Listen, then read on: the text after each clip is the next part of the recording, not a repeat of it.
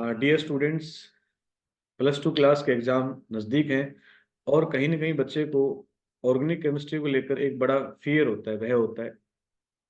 तो उस भय को दूर करने के लिए मैंने आपके लिए जो 4 यूनिट्स हैं, आपकी यूनिट 10, 11, 12, 13 और 13 तक, न 10 से लेके और 13 तक यूनिट्स हैं, उनके अंदर जो ऑर्गेनिक केमिस्ट्री लास्ट 20 ईयर्स में सीबीएसई बोर्ड में कैसे पूछी जाती है। तो हम अगर हमारी डायरेक्शन सही हो, या हमारा लक्ष्य बिल्कुल सही हो कि हमें टारगेट क्लियर हो, तो हम स्मार्ट वर्क कर सकते हैं। लेबर करने की आवश्यकता नहीं है, तो स्मार्ट तरीके से हम स्टडी करके और सीबीएसई बोर्ड के अंदर मार्क्स गेन कर सकते हैं और ऑर्गेनिक का एक भय भी दूर कर सकते हैं। तो मैंने कोशिश की है कि 5 लेक्चर के अंदर या 6 लेक्चर में ऑर्गेनिक केमिस्ट्री को सिंप्लीफाइड करके आप तक पहुंचाऊं। और मुझे विश्वास है और मेरा एक्सपीरियंस भी लास्ट 14 ईयर्स का, कि इसके बाद ऑर्गेनिक केमिस्ट्री में लगभग भय खत्म हो जाता है, स्टूडेंट अच्छी स्कोरिंग कर लेता है। तो चलिए, एक छोटी सी पहल कि ऑर्गेनिक केमिस्ट्री को सिंप्लीफाई करते हैं। तो मुझे विश्वास है कि आप अपने साथ नोटबुक पेन जरूर रखेंगे और जो कंसेप्ट हम यहाँ डिस्कस करेंगे उनको नोट करेंगे, और साथ में अपने एनसीईआरटी की बुक रखिए कि जो प्रॉब्लम्स जो डिस्कस हो रही हैं वो एनसीईआरटी में कहाँ है, उनको मार्क कीजिए। तो चलिए, ऑर्गेनिक केमिस्ट्री किस तरह से सीबीएसई बोर्ड में पूछी जाती है, 4 यूनिट्स का समराइज वे हम स्टडी करते हैं। ऑर्गेनिक केमिस्ट्री का पार्ट है वो, कहीं ना कहीं हमें थोड़ा सा टिपिकल लगता है कि पता नहीं हम क्या इसके अंदर हम पढ़ेंगे, क्या करते हैं, किस तरह का पार्ट रहेगा, क्या पॉइंट्स होते हैं। तो अगर हम थोड़ा सा उसको ध्यान से देखने की कोशिश करें तो हमें आसानी से समझ में आ जाता है कि ये बहुत बड़ा डिफिकल्ट सेक्शन नहीं है। ये जो ऑर्गेनिक केमिस्ट्री है आपकी +2 के अंदर, जो आप देख पा रहे हैं, it is the pack of 4 units. सभी को पता है, 10, 11, 12, 13 लास्ट लेक्चर्स में भी मैंने आपको समझाने की कोशिश की थी कि ये किस तरह से पार्ट में आपके हो सकती है। तो चलिए, इसके अंदर से क्वेश्चन कैसे पूछे जाते हैं, कल हमने उनको किया था, उसको शॉर्ट में करेंगे, हम बहुत फास्ट लेके चलेंगे, फिर एक एक टॉपिक्स के ऊपर आते हैं। तो हमसे इतने टाइप्स के क्वेश्चन हैं वो पूछे जाते हैं। फर्स्ट क्वेश्चन जो हमारे पास होता है वो होता है आईपीएससी, आईपैक से 101% क्वेश्चन आता है। सेकंड क्वेश्चन हमसे पूछा जाता है टेस्ट में से, जिसको हमने लास्ट लेक्चर में डिस्कस भी किया था, और अब हम आगे एक बार फिर से कंप्लीट टेस्ट डिस्कस करेंगे। नेक्स्ट हमसे जो क्वेश्चन पूछा जाता है वो पूछा जाता है रीजनिंग। रीजनिंग के अंदर हमारे पास अलग अलग एस्पेक्ट्स होते हैं। आज हम जो टॉपिक स्टडी करेंगे आज की क्लास के अंदर, वो हमारे पास ये पार्ट रहेगा। रीजनिंग को हम स्टडी करने की कोशिश करेंगे कि रीजनिंग में कहाँ कहाँ से क्वेश्चन हमसे पूछे गए हैं। Naming reactions, important naming reactions है जो लास्ट 10 ईयर्स 20 ईयर्स के अंदर जो रिएक्शंस बार बार पूछी गई हैं। और रिएक्शन मैकेनिज्म के ऊपर भी हमारे पास फिक्स क्वेश्चन हमारे पास आता है। और नेक्स्ट होता है हमारे पास कन्वर्जन। अगर आपके पास नोटबुक है तो इन कैटेगरीज को आप नोट कर सकते हैं कि ऑर्गेनिक केमिस्ट्री जो 4 यूनिट्स हमारे पास है, 10, 11, 12 और 13। अगर हम सैंपल पेपर की बात करें, इस साल जो सैंपल पेपर सीबीएसई ने जारी किया है 2024 के अंदर जो जारी किया है, उसके अंदर ऑर्गेनिक केमिस्ट्री आपकी 25 से 30 मार्क्स की ऑर्गेनिक केमिस्ट्री उसके अंदर है। और अगर हम बायोमोलिक्यूल को भी शामिल कर लेते हैं तो 35 नंबर की होती है, मतलब 50% हिस्सेदारी आपकी ऑर्गेनिक केमिस्ट्री वहाँ रख रही है। तो इसका मतलब हमारे ब्रेन में बिल्कुल सेटअप हो जाना चाहिए कि इन कैटेगरीज को हमें ऑर्गेनिक केमिस्ट्री में स्टडी करना है। तो आप अपनी नोटबुक में इन कैटेगरीज को नोट कर लें, नोट्स बना लें। और जो बच्चा ये सोच रहा है कि मैं फेल होने वाला हूँ, या जिसको लग रहा है कि मेरी परसेंटेज नहीं आएगी, या जिसको लग रहा है कि इस सेक्शन की वजह से कमजोरी है, तो अगली 5 क्लासेस के अंदर आपकी ये प्रॉब्लम 101% दूर हो जाएगी। चलिए, अब हम थर्ड पार्ट जो है रीजनिंग, इसके बारे में आज हम स्टडी करेंगे। आज के लेक्चर्स के अंदर हमारा फोकस रहेगा कि रीजनिंग के कंसेप्ट को हम कवर करें। नेक्स्ट लेक्चर के अंदर नेमिंग रिएक्शंस, फिर मैकेनिज्म, कन्वर्जन, एंड में टेस्ट, और फिर आईपीएससी, ये सारे सेक्शंस हम लेके चलेंगे और इस तरह से इसको हम कवर करने की कोशिश करेंगे, क्योंकि रीजनिंग एक बड़ा पार्ट है।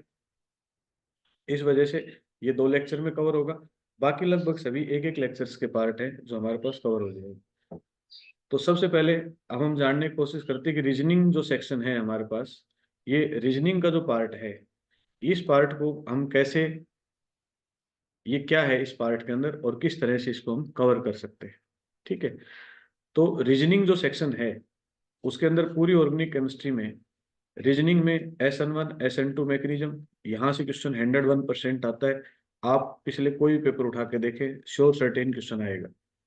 मेल्टिंग एंड बॉइलिंग पॉइंट, यहाँ से हमारे पास 100% क्वेश्चन आते हैं। एसिडिटी एंड बेसिसिटी 101% क्वेश्चन आता है, दोनों पार्ट्स में से, या इसमें से मतलब श्योर सर्टेन सा क्वेश्चन है।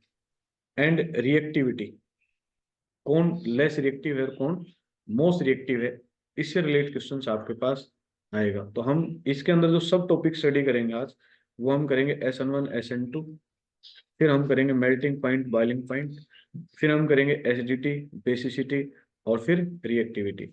इन कैटेगरीज के अंदर करेंगे। तो आपके पास नोटबुक है तो आप नोट कर लें, फर्स्ट ये कैटेगरी, सेकंड ये, थर्ड ये, फोर्थ ये और फिफ्थ ये। इन 5 कैटेगरीज के अंदर हम रीजनिंग के एस्पेक्ट को आज समझने वाले हैं। ठीक है, तो लेट्स हम चलते हैं SN1 और SN2 मैकेनिज्म के ऊपर।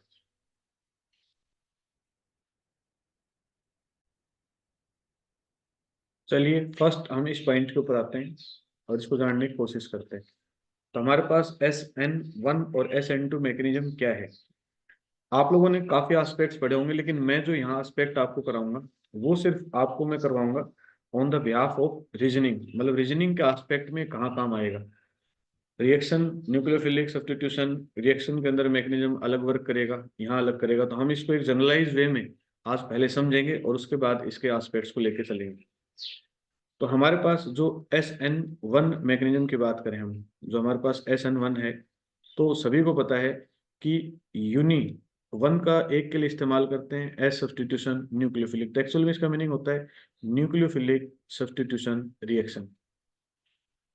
जो हमारे पास न्यूक्लियोफिलिक सब्स्टिट्यूशन रिएक्शन है उसके अंदर हम इस्तेमाल करते हैं। और वन का एक्चुअल मीनिंग होता है यूनिमोलिकुलर। वन जो शब्द इस्तेमाल किया जाता है तो वो इस्तेमाल होता है यूनिमोलिकुलर।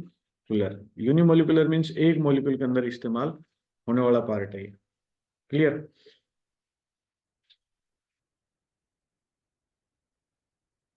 तो ये न्यूक्लियोफिलिक सब्स्टिट्यूशन रिएक्शंस जो होती है SN1, तो वन के एस्पेक्ट में जो हमारा ऑर्डर ऑफ रिएक्टिविटी होता है वो हमारे ब्रेन में सबसे पहले रहना चाहिए कि ऑर्डर ऑफ रिएक्टिविटी क्या होता है।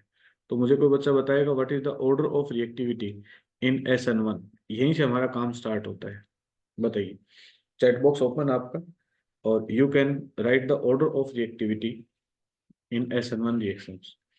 हाँ बिल्कुल राइट है, 3 to 1, मतलब टर्सरी, उसके बाद सेकेंडरी, और उसके बाद हमारे पास होता है प्राइमरी। काफी रिस्पॉन्स है, मुकुल या अदर स्टूडेंट्स हैं जिन्होंने रिस्पॉन्स अभी दिया है, पिंकी है, जितेश है, एक्टिव स्टूडेंट्स है। तो सेकेंडरी, टर्सरी, सेकेंडरी और प्राइमरी। टर्सरी का मतलब क्या है? टर्सरी का मतलब है कि हमारे पास कार्बन है, उसके साथ फर्दर 3 कार्बन इस तरह से जुड़े हुए हैं और एक हमारे साथ यहाँ क्या जुड़ा हुआ है, हेलोजन जुड़ा हुआ है। So this is called tertiary haloalkane. ठीक है, अब देखो इसके साथ ये जो कार्बन है, ये मिथाइल ग्रुप जो जुड़े हुए हैं, these methyl groups are called electron releasing group. ये वो ग्रुप हैं जो इलेक्ट्रॉन रिलीज करेंगे। So density of that carbon increase. तो यहाँ डेंसिटी इंक्रीज होती है, density of electron increase. What is the technical term here? कौन सी टेक्निकल टर्म देंगे, कोई बच्चा मुझे बताएगा? टेक्निकल टर्म क्या लिखेंगे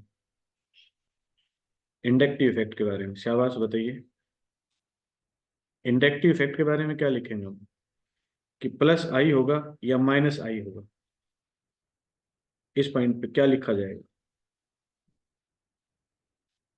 बिल्कुल बिल्कुल राइट प्रवेश, प्रियंका बिल्कुल राइट। तो यहाँ जो इफेक्ट हुआ है that is called plus I effect.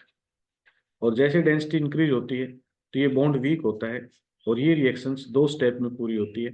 Step 1 that is called slow step. और जब स्लो स्टेप में रिएक्शन हुई है तो इसका मतलब यहाँ डेंसिटी इंक्रीज हुई, ये बॉन्ड धीरे धीरे वीक हुआ CX बॉन्ड, और इसके ऊपर आ गया पॉजिटिव चार्ज और ये बन गया हमारे पास कार्बोकैटायन। अब स्टेप 2 में यहाँ स्लो स्टेप के अंदर हेलोजन इसमें से रिमूव हो गया, डेंसिटी इंक्रीज या प्लस आई इफेक्ट हुआ तो ये बॉन्ड क्या हुआ, वीक हुआ, इस पे पॉजिटिव चार्ज, ये क्लोरीन इसमें से रिमूव, कार्बोकैटायन। अब कोई भी न्यूक्लियोफाइल, न्यूक्लियोफाइल सभी को पता है, दीज आर दो species which have extra electron. अब न्यूक्लियोफाइल इसके अंदर क्या करेगा, अटैक करेगा। तो यहाँ अटैक दो टाइप के होंगे, one is called front attack and that is second is called back attack. तो हमारे दो टाइप के अटैक होंगे, फ्रंट अटैक और सेकंड इज बैक अटैक। तो मुझे बताइए यहाँ कौन सा अटैक होगा, फ्रंट होगा या बैक होगा। न्यूक्लियोफाइल टू टाइप्स के अटैक कर सकता है, फ्रंट भी कर सकता है और बैक भी कर सकता है। शाबाश, ये कंसेप्ट है जो आपके आगे काम आने वाले हैं। तो बताइए इसमें फ्रंट अटैक होगा या फिर बैक अटैक होगा।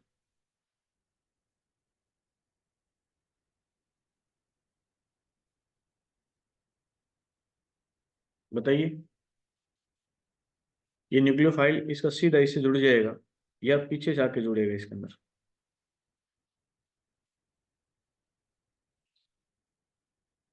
हम्म देखो ये कार्बन है, इसको चारों तरफ से किसने कवर किया हुआ है, बल्कि ग्रुप्स ने अटैक किया हुआ है इसको कवर। किसने किया हुआ है, बल्कि ग्रुप ने इसको कवर किया हुआ है। तो ये इसको चारों तरफ से कवर कर रखे हैं, तो यहाँ जो पीछे से जाएंगे तो ये इसका क्या करेंगे, स्टीरिक हिंड्रेंस करेंगे। तो यहाँ जो हमारे पास अटैक होगा that is called front attack. अगर ये फ्रंट अटैक होता है तो हमारे पास जो स्ट्रक्चर है वो कुछ इस तरह का डेवलप होगा। आई थिंक ये आपको क्लियर हो गया। तो जैसी शेप थी हमारी वैसी वैसी शेप होगी। तो यहाँ जो प्रॉपर्टी होगी, एक प्रॉपर्टी आती है हमारे पास, क्वेश्चन आता है, एक होता है रिटेंशन और एक होता है इन्वर्जन। तो बताइए SN1 में रिटेंशन होगा या इन्वर्जन होगा, फटाफट बताइए। दो प्रॉपर्टी होंगी, retention and second property is called inversion. तो बताओ इसमें रिटेंशन होगा या फिर इन्वर्जन होगा। शाबाश, ऑब्जेक्टिव क्वेश्चन से जो इससे रिलेट आता है, रिटेंशन होगा या फिर इन्वर्जन होगा। दीपक कह रहा है रिटेंशन है, जतिन कह रहा है इन्वर्जन है, बाकी सभी बच्चे रिटेंशन बोल रहे हैं। रिटेंशन रहेगा। रिटेंशन क्यों होगा, क्योंकि जैसी शेप थी वैसी की वैसी शेप हुई, किसी प्रकार का कोई बदलाव नहीं हुआ। तो इसके अंदर होगी रिटेंशन। ये ऑब्जेक्टिव क्वेश्चन कई बार आता है कि ऐसा मैकेनिज्म में रिटेंशन होता है या इन्वर्जन होता है। तो रिटेंशन, जैसी शेप थी वैसी की वैसी शेप रही। तो यहाँ हमने 3 से 4 कंक्लूजन पॉइंट निकाले हैं, उन पॉइंट को ब्रेन में अच्छी तरह से सेट कर लो और ये हमारे रीजनिंग के अंदर काम आएंगे। पहला पॉइंट कि ऑर्डर ऑफ रिएक्टिविटी हमारे हमेशा ध्यान रखेंगे, टर्सरी, सेकेंडरी और प्राइमरी। ठीक है, और इसको याद रखने का तरीका क्या है, ट्रिक क्या है इसको याद रखने की, अटल बिहारी वाजपेयी से याद रख लेना। जो अटल बिहारी वाजपेयी थे वो, वाजपेयी जी थे, उनकी सरकार 13 दिन चली थी, 13 दिन, 13। तो जब इसके ऊपर एक आए तो समझ लेना एक के साथ हमेशा क्या आएगा, तीन, एक के साथ तीन आएगा। 13 दिन की सरकार बनी थी तो एक का मतलब तीन, दो, एक। सेकेंड पॉइंट जो हमें इसके अंदर रिमेन रखना है, ये रिएक्शंस हमेशा कितने स्टेप्स में कंप्लीट होती है, 2 स्टेप्स में कंप्लीट होती है। एंड थर्ड, इसके अंदर कोई बदलाव नहीं होता। तो इसके अंदर जो प्रॉपर्टी मेंटेन होती है that is called retention property हमारे पास रहती है। आई थिंक ये 3 पॉइंट आप सभी ने नोट कर लिए होंगे और ये पॉइंट वेरी इंपॉर्टेंट पॉइंट है जो आपको काम आएंगे इसके अंदर। ठीक है, अभी हम अगले पॉइंट के ऊपर चलेंगे और वो नेक्स्ट पॉइंट जो हमारे पास लेके चलेंगे वो हम क्या लेके चलेंगे, इन्वर्जन का लेके चलेंगे। नेक्स्ट पॉइंट हम क्या लेके चलेंगे इसके साथ, इन्वर्जन का पॉइंट हम लेके चलेंगे। तो इन्वर्जन के पॉइंट पे हम आते हैं।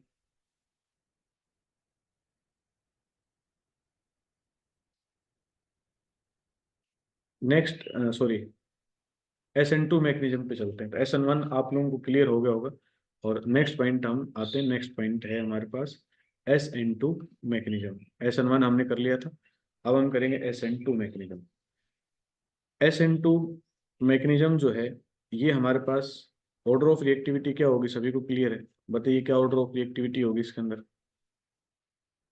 SN2 मैकेनिज्म में। हाँ, जब वहाँ 3 2 1 थी तो यहाँ क्या होगी, प्राइमरी, सेकेंडरी और टर्सरी। ये पॉइंट होगा आपको, ये ब्रेन में बिल्कुल सेट रहना चाहिए हमारे। अगर ये प्राइमरी है तो ये हमारे पास कार्बन है, इस कार्बन के साथ हमारे पास जो फर्दर कार्बन है वो ज़्यादा से ज़्यादा एक अटैच हो सकता है। और ये देखिए, ये इस तरह से होगा, और एक इसके साथ क्या होगा, हेलोजन होगा। तो ये जो हमारे पास है, ये दैट इज कॉल्ड प्राइमरी। तो ये जो प्राइमरी है, इसके अंदर जो इंडक्टिव इफेक्ट है वो सिर्फ इसकी वजह से एक है, इस इलेक्ट्रॉन रिलीजिंग ग्रुप की वजह से। तो यहाँ जो प्लस आई की वैल्यू है वो बहुत ज्यादा नहीं होगी, जिस वजह से सी एक्स बॉन्ड है यहाँ स्ट्रॉन्ग रहेगा। तो ये रिएक्शंस जो है वो कितने स्टेप्स में कंप्लीट होगी, वो एक ही स्टेप में कंप्लीट होगी। मतलब यहाँ जो न्यूक्लियोफाइल चाहिएगा वो हमें कैसा चाहिएगा, स्ट्रॉन्ग न्यूक्लियोफाइल चाहिएगा। पीछे वाले में तो वीक से काम चल गया था हमारा, स्ट्रॉन्ग न्यूक्लियोफाइल होगा। दूसरा, इस पे नेगेटिव चार्ज और इसके ऊपर कैसा चार्ज है, पॉजिटिव। तो न्यूक्लियोफाइल अटैक करेगा तो मुझे बताइए फ्रंट से अटैक करेगा फिर बैक से करेगा। न्यूक्लियोफाइल कहाँ से अटैक करेगा, फ्रंट से या फिर बैक से? फ्रंट से तो अटैक कर नहीं सकता, क्यों? क्योंकि ऑलरेडी यहाँ हेलोजन जुड़ा हुआ है, ये अटैक करने नहीं देगा, इसके पास लोन पेयर ऑफ इलेक्ट्रॉन। तो ये जाएगा तो पीछे से जाके अटैक करेगा, बैक अटैक। तो यहाँ एक इंटरमीडिएट स्टेट डेवलप होती है, उसी टाइम पे अटैक हो रहा होता है न्यूक्लियोफाइल का, क्लियर। और उसी टाइम पे ये बॉन्ड टूट रहा होता है, इंटरमीडिएट स्टेट होती है, ये स्टेट हमारे पास डेवलप होती है। इसलिए ये स्टेप, ये रिएक्शन जो है वो हमारे पास एक ही स्टेप में कंप्लीट होती है, दो स्टेप में कंप्लीट नहीं होती, क्योंकि अटैक भी उसी टाइम पे होता है, बॉन्ड भी उसी टाइम पे ब्रेक होते हैं।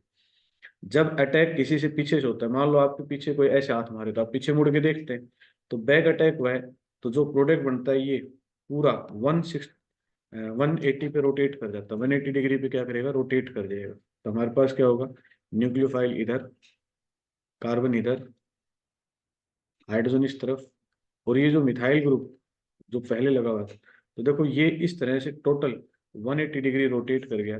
तो यहाँ जो प्रॉपर्टी डेवलप होती है that is called inversion.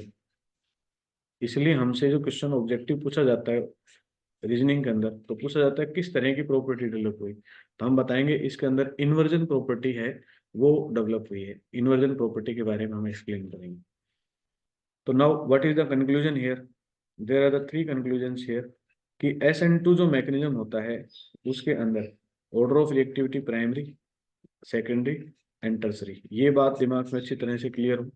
Second जो प्रॉपर्टी हमारे पास यहाँ हुई है, सेकेंड प्रॉपर्टी है, उसके अंदर हमारे पास स्ट्रॉन्ग न्यूक्लियोफाइल चाहिए। न्यूक्लियोफाइल कैसा होता है हमारे पास, स्ट्रॉन्ग न्यूक्लियोफाइल होता है। और दूसरी खास बात होती है कि ये रिएक्शन हमारे पास किस स्टेप में कंप्लीट होती है, सिंगल स्टेप में रिएक्शन कंप्लीट होती है, ठीक है।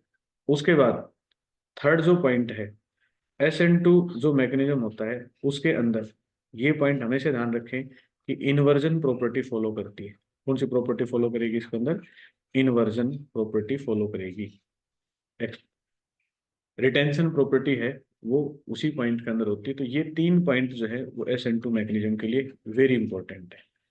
तो अभी मैंने आप लोगों को थ्योरी समझाई है, आपने नोट्स बना लिए होंगे या बना रहे होंगे साथ साथ, मुझे विश्वास है। तो ये वेरी इंपॉर्टेंट पॉइंट है। तो अगर हमने अभी जो पढ़ा है उसकी अगर हम समरी देखें, तो उस समरी से हमें क्लियर होता है कि हमने SN1 और SN2 मैकेनिज्म की प्रॉब्लम्स पे जाने से पहले हम एक बार इसके समराइज वे में आते हैं जो हमने इसके अंदर पढ़ा है।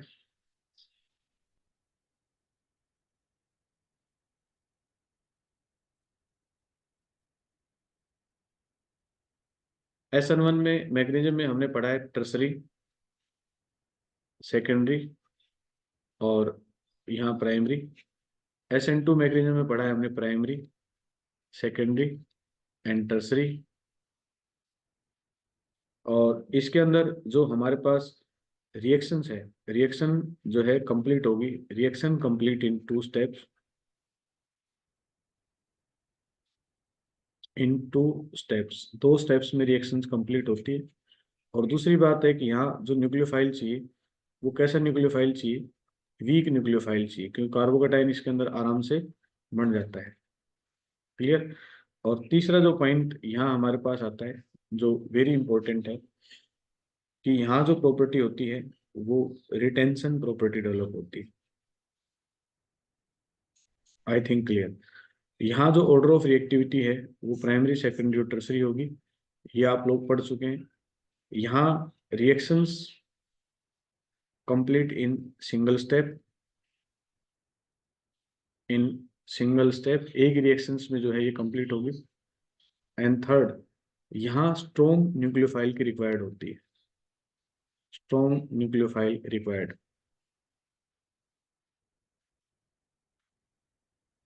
क्लियर। और यहाँ जो प्रॉपर्टी आती है वो इन्वर्जन प्रॉपर्टी आती है, क्योंकि अटैक कौन सा होता है यहाँ, बैक अटैक की फॉर्मेशन होती है। तो बैक अटैक होगा तो इन्वर्ट हो जाएगा पीछे की तरफ, तो यहाँ जो हमारे पास होता है वो इन्वर्जन आता है। क्लियर। ये प्रॉपर्टी हमारे ब्रेन में अगर सेट है तो हम आगे जितनी प्रॉब्लम्स आएंगी उन प्रॉब्लम्स को आसानी से सोल्व कर सकते हैं। ठीक है, चलिए अब हम प्रॉब्लम्स लेते हैं SN1 और SN2 पे। इंपॉर्टेंट प्रॉब्लम्स कौन सी हैं जो last year previous year question paper के अंदर हमारे पास आई हुई हैं, NCERT के अंदर हैं। तो हम स्टैंडर्ड केस लेते हैं और उन केस के बाद हमसे जो रीजनिंग पूछी जाएगी वो इसी तरह के क्वेश्चन से या कंसेप्ट से हमसे पूछी जाती है। तो चलते हैं हम प्रॉब्लम्स लेते हैं SN1 और SN2 के ऊपर जो मैकेनिज्म है उसमें ये प्रॉब्लम्स हमारे पास हैं। तो पहली प्रॉब्लम आपके पास स्क्रीन के ऊपर है। Which alkyl halide from the following pair would you expect to react more rapidly by SN2 mechanism? SN2 mechanism से more rapidly react करती है। पहला हमारे पास आ रखा है द 4 आइसोमेरिक ब्रोमोब्यूटेन्स। फटाफट तैयार करें। नीचे 4 आइसोमेरिक आइसो ब्रोमोब्यूटेन्स, तो पहले 4 आइसोमर बनाएं, बाय आइसोमर बनाएंगे हम किसके, ब्रोमोब्यूटेन्स के। और उन 4 आइसोमर्स को फिर हम यह एक्सप्लेन करेंगे कि उसके अंदर किसके अंदर SN2 मैकेनिज्म एप्लीकेबल होगा। चलिए शाबाश, ड्रा द 4 आइसोमर ऑफ ब्यूटेन्स।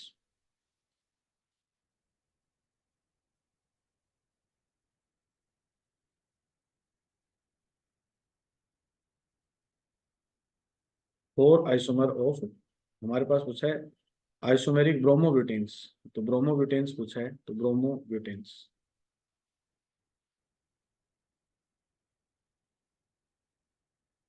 पहले 4 आइसोमर्स हम ड्रा करेंगे ब्रोमोब्यूटेन्स के। तो बताइए कौन कौन से होंगे 4 आइसोमर।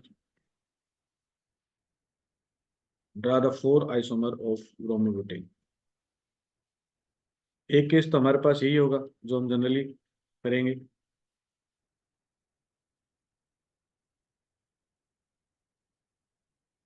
सेकंड केस में हम इसकी पोजीशन बदल देंगे।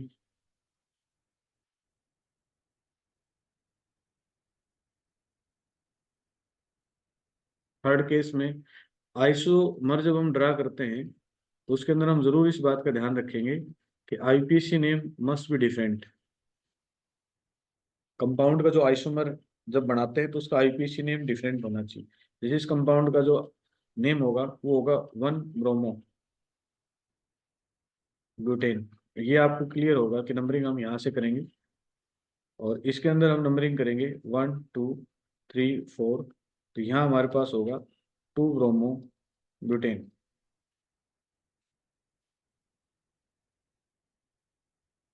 लेकिन जब हम यहाँ जाएंगे तो यहाँ होगा 1 2 3, तो हमारे पास होगा 2 ब्रोमो और 3 मिथाइल ब्यूटेन, 3 मिथाइल ब्यूटेन। एक आइसोमर और बनेगा, फोर्थ आइसोमर। फटाफट उसका IPC नेम लिखिए, फोर्थ आइसोमर क्या बन सकता है पॉसिबल।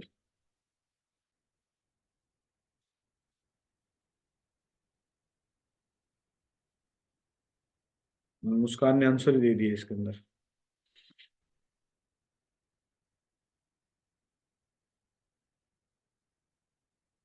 अभी बेटा हमने इसके अंदर चल रहे हैं, अभी फर्स्ट पार्ट के 4 आइसोमर हमें जो ड्रा करने हैं उसके बारे में बताइए आप लोग।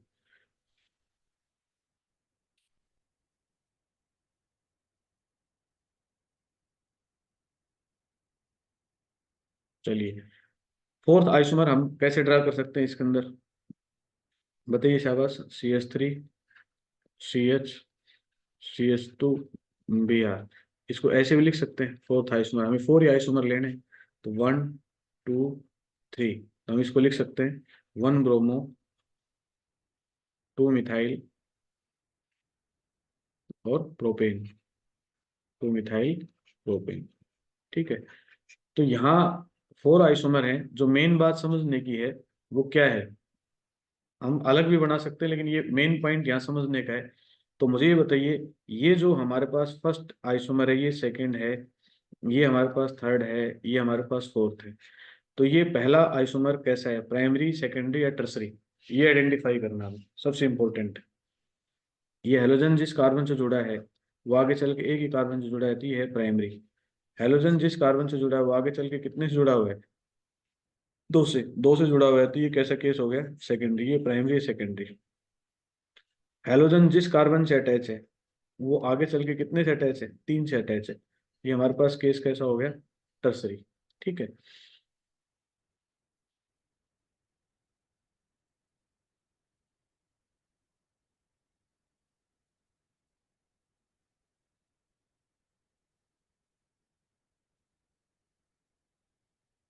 और इस केस के अंदर अगर हम आते हैं तो इसके अंदर हम, ये अटैच हो गया 1 2 3, तो ये हेलोजन जिस कार्बन से जुड़ा है वो एक से अटैच है, तो ये हमारे पास है प्राइमरी।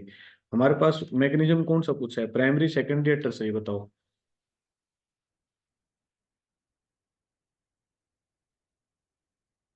ये कौन सा हमसे पूछा है, SN2 मैकेनिज्म के बारे में पूछा है हमसे। तो SN2 मैकेनिज्म में ऑर्डर ऑफ रिएक्टिविटी क्या होगा बताइए। SN2 मैकेनिज्म में ऑर्डर ऑफ रिएक्टिविटी होगा प्राइमरी, सेकेंडरी और फिर कौन सा आता है हमारे पास, टर्सरी। तो ये हमारे पास फॉर एग्जाम्पल ए है, ये एग्जाम्पल हमारे पास बी है, ये हमारे पास सी है, ये हमारे पास डी है। तो चैट बॉक्स में फटाफट ऑर्डर ऑफ रिएक्टिविटी डालिए, ऑर्डर ऑफ रिएक्टिविटी बताओ फटाफट। ऑर्डर ऑफ रिएक्टिविटी बताओ क्या हो। आंसर आने स्टार्ट हो गए, ABCD के अकॉर्डिंग डालो। शाबाश, ए, एक बच्चे ने डाला ए ज्यादा रिएक्टिव है। ए तो सभी का ही रहा है, ABCD।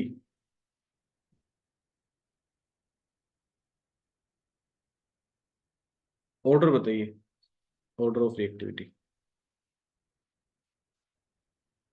देखो प्राइमरी, ये भी प्राइमरी है, ये भी प्राइमरी है, इन दोनों में से रिएक्टिव कौन सा होगा,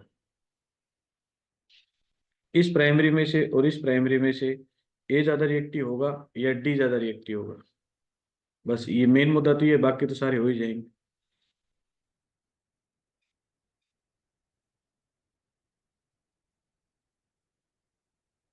विच one is more reactive, A, okay, A जो है इसके अंदर से मोर रिएक्टिव होगा। उसके बाद फिर हमारे पास कौन सा आएगा, बी। उसके बाद बताने की जरूरत है ही नहीं, टर्सरी और सेकेंडरी है। फिर बी आएगा और फिर उसके बाद हमारे पास आएगा सी। तो ये ऑर्डर ऑफ रिएक्टिविटी इस पार्ट के अंदर आएगा। इसके बाद इसके साथ सेकंड प्रॉब्लम दे रखी है नीचे, ये इनमें से अगर ये हमारे पास ए है, ये बी है, ये सी है, मैंने कंसेप्ट आपको बता दिया है, ये डी है। तो बताइए ऑर्डर ऑफ रिएक्टिविटी क्या होगी। शाबाश, what will be the order of reactivity. ऐसे केस को सोल्व करने के लिए ये देखो, ये आपके पास एग्जाम्पल एनसीईआरटी के अंदर 10.7, उस एग्जाम्पल में से मैंने केस उठाया, तो वहां से क्वेश्चन हमसे पूछा गया है। ठीक है, तो उस एग्जाम्पल में से क्वेश्चन हमसे पुटअप किया गया है।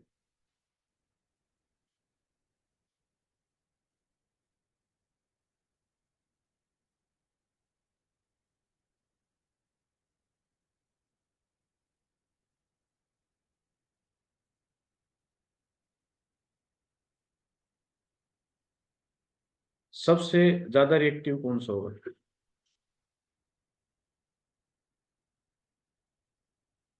हमें ऑर्डर बताइयो, कि जो ऑर्डर मैंने डाला है उस हिसाब से कि, हाँ, ए,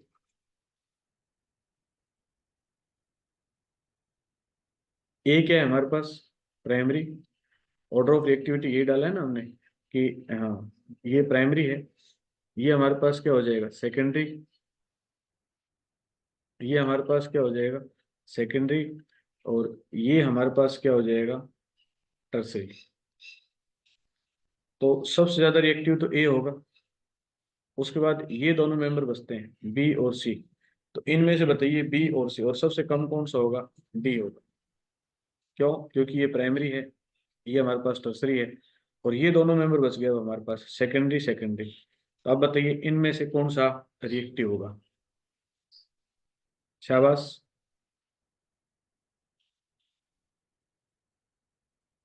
हम पूछ रहे हैं SN2 का ऑर्डर पूछ रहे हैं बेटा, इसके अंदर इस क्वेश्चन में हमारे पास SN2 ऑर्डर है। सी जो है वो मोर रिएक्टिव होगा एज कंपेयर टू बी। कारण क्या है इसके पीछे, अगर बी में देखेंगे हम, तो बी के अंदर हमारे पास इस तरह का स्ट्रक्चर आएगा अपने पास। ये सी है और इसके साथ ये Br अटैच होगा, ये H होगा, और ये दो विड्रॉइंग ग्रुप इसके साथ अटैच होंगे, तो यहाँ प्लस आई इफेक्ट क्रिएट होगा। मतलब प्लस आई इफेक्ट के बजाय यहाँ डेंसिटी घटेगी तो यहाँ माइनस आई इफेक्ट होगा। और हमें पता है कि SN1 होने के लिए प्लस आई इफेक्ट होना चाहिए। तो यहाँ हमारे पास, और इसका सी का अगर हम ड्रा करेंगे, this is the structure of B, तो और सी का अगर हम ड्रा करेंगे तो सी का हमारे पास ये पार्ट डेवलप होगा, सी एच, और ये CH3, और ये Br। तो यहाँ ये विड्रॉइंग ग्रुप है तो यहाँ माइनस आई इफेक्ट होगा, और यहाँ ये रिलीजिंग ग्रुप है तो कौन सा होगा, प्लस आई इफेक्ट। तो देखो यहाँ दोनों में माइनस आई इफेक्ट था, इसका माइनस आई था, इसका माइनस आई इफेक्ट था, लेकिन यहाँ माइनस आई और यहाँ प्लस आई है, तो प्लस आई प्रमोट करता है। तो प्लस आई आने की वजह से ये जो है सी ज्यादा रिएक्टिव हुआ और बी कम हुआ, और डी हमें पता है टर्सरी कंडीशन में आता है, ये प्राइमरी में आता है। इस वजह से हमने इस ऑर्डर को फाइंड आउट किया। आई थिंक ये पॉइंट आप लोगों को क्लियर हो गया होगा, यहाँ से किसी कैंडिडेट को कोई दिक्कत नहीं। हाँ, प्रियंका ने कहा स्टीरिक हिंड्रेंस, हाँ स्टीरिक हिंड्रेंस ले सकते हैं, लेकिन हमने इंडक्टिव इफेक्ट को सबसे पहले पढ़ा है, तो हम इंडक्टिव इफेक्ट को एप्लीकेबल कर रहे हैं। ठीक है, तो ये प्रॉब्लम आपको क्लियर होगी तो हैंड रेज कर दें आप अपना, और नेक्स्ट प्रॉब्लम फटाफट लगाएं। क्वेश्चन इसी टॉपिक के ऊपर आपका सेकंड क्वेश्चन है। तो हमारे पास रीजनिंग का एक एस्पेक्ट है SN1 और SN2, ये हमारा क्लियर हुआ। और फटाफट बताइए कि जो हमारे पास पार्ट ए है, इसके दो पार्ट हैं, ए और बी, और जो पार्ट बी है उसके दो पार्ट हैं, ए और बी। तो बताइए ए जो पार्ट है उसके अंदर, in the following pair of halogen which would undergo SN2 faster, इन दोनों में से SN2 मैग्नीशियम किस में ज्यादा होगा। फटाफट आंसर दीजिए। और SN2 का ऑर्डर हम सभी को पता है कि हमारे पास प्राइमरी, सेकेंडरी एंड टर्सरी, ये ऑर्डर फॉलो करते हैं। हेलोजन इससे अटैच है, वो आगे चल के एक कार्बन से अटैच होती है, प्राइमरी है। इससे अटैच होती है कार्बन, आगे चल के दो से अटैच होती है, कैसा है हमारे पास, सेकेंडरी। ये दोनों ही प्राइमरी हैं, ये भी प्राइमरी है, ये प्राइमरी। तो ए में बताइए, तो ए में मेरे ख्याल से समझ में आ गया होगा, तो प्राइमरी ज्यादा होगा तो ए जो है वो मोर रिएक्टिव होगा एज कंपेयर टू बी। तो ये मोर रिएक्टिव है। ए का आंसर सभी को मिल गया होगा। ओके, दूसरे केस में दोनों ही प्राइमरी हैं, इस कंडीशन में क्या करेंगे हम, तो दोनों ही प्राइमरी कंडीशंस हैं, तो इसके अंदर हमारे पास लार्ज साइज इसकी है, तो ये रहेगा हमारे पास। ठीक है, तो आज का जो हमारे पास लेक्चर था उसमें हमने इस टॉपिक को कवर किया है।